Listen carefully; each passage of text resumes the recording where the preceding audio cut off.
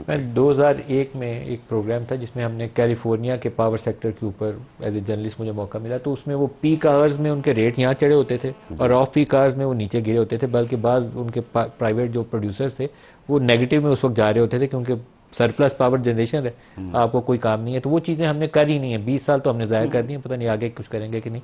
लेकिन IPPs की negotiations वो बड़ी इंपॉर्टेंट है।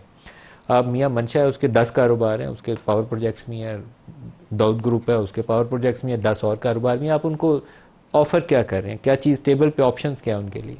देखिए, कुछ प्लांट्स ऐसे हैं कि जिनकी बिल्कुल जैसे कि ज़रूरत नहीं है, तो उनको तो टर्मिनेट कर देना बेहतर है। लाइक नाम मैं अभी नहीं लेना चाहूँगा, लेकिन कुछ प्लांट्स ऐसे हैं कि जो हाउ मेनी, कितनी तादाद कितनी है 5 प्लांट्स ऐसे हैं और जिनको हमने टर्मिनेट कर दिया? टर्मिनेट बिकॉज NTDC से हमने पूछा और NTDC का व्यू ये है कि कुछ प्लांट्स ऐसे हैं, तकरीबन 5 प्लांट्स के जिनकी ज़रूरत पड़ेगी ही नहीं आने वाले वक्तों में, उनको तो सिस्टम में रखने का फ़ायदा नहीं है।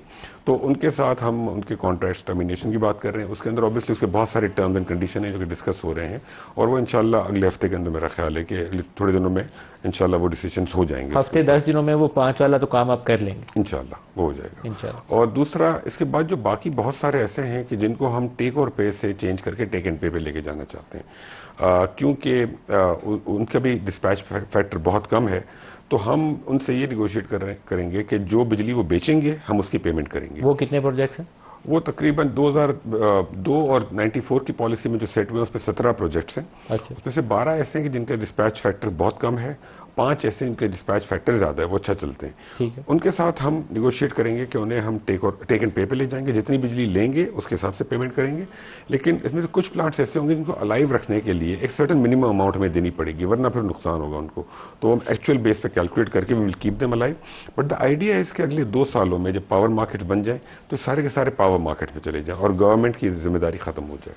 जिनको आप टर्मिनेट करना चाहते हैं 5, उनका क्या अभी डेट सर्विसिंग वाला कंपोनेंट आउटस्टैंडिंग है या वो क्लियर हो चुका है? 94 और 2002 के तमाम प्लांट्स का डेट सर्विसिंग पेड है। शायद 1-2 का 2002 के शायद 1-2 का बाकी होगा, वो भी आई डोंट नहीं, इन सबका पेड ऑफ है।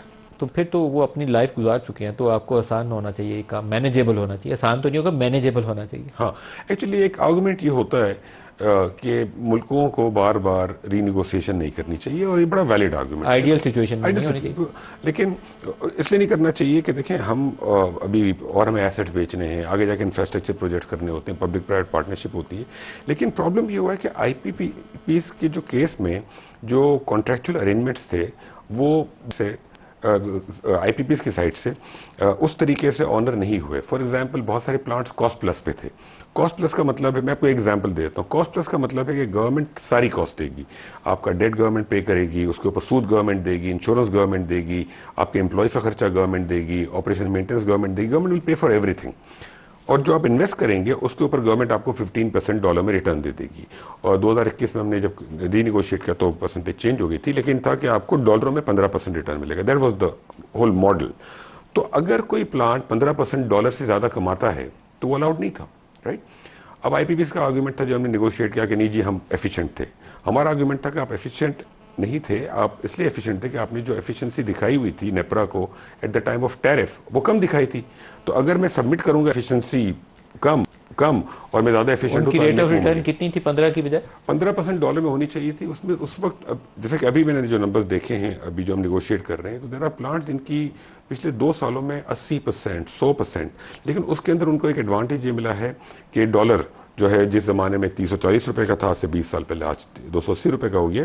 लेकिन तो वो तो खैर अगर डॉलर बेस्ड रिटर्न है तो उनका राइट है।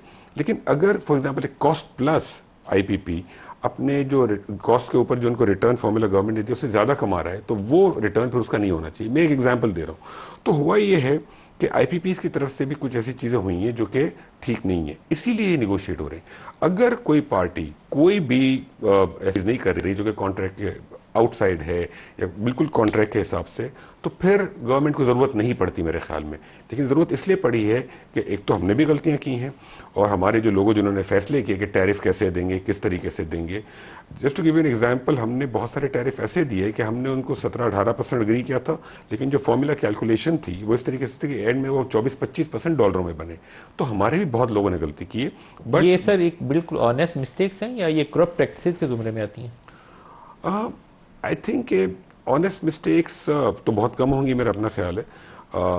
और उसके अंदर सॉरी ऑनेस्ट मिस्टेक्स होंगी कुछ, बिकॉज अर्ली 90s में और अर्ली 2000 चेंज में ऑफ परसेंटेजेस 15 to 24 नहीं, it वो makes जब- millions of dollar billions of dollars actually. billions of dollar over the years. हाँ, लेकिन लेट 90s अर्ली 2000 में चूंकि वो समझ कम थी मुल्क में, वो नॉलेज बेस वीक था, तो उसमें कुछ जगह पे हुई होगी, लेकिन फिर भी जो इट इज नॉट पॉसिबल कि कंसिस्टेंटली ओवर 3 डेकेड्स इस तरीके से गलतियां हुई हैं और हमारे कुछ लोगों से। की जेबें भी भरी होंगी।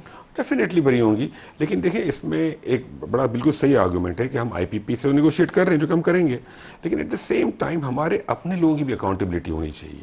होनी चाहिए। बिल्कुल होनी चाहिए। देखिए ना, जिन इंस्टीट्यूशंस ने ये चीज़ें दी हैं उनकी भी अकाउंटेबिलिटी होनी चाहिए। तो प्रॉब्लम इसके हमारे यहाँ चूंकि हमारा अपना लॉ इन्फोर्समेंट मैकेनिज्म वीक है, तो इसलिए वो अकाउंटेबिलिटी नहीं होती। But this should happen. जब तक हमारे उन लोगों जिन्होंने गलत काम किया उनकी हम अकाउंटेबिलिटी नहीं करेंगे, तो फिर ये फिर से होगा।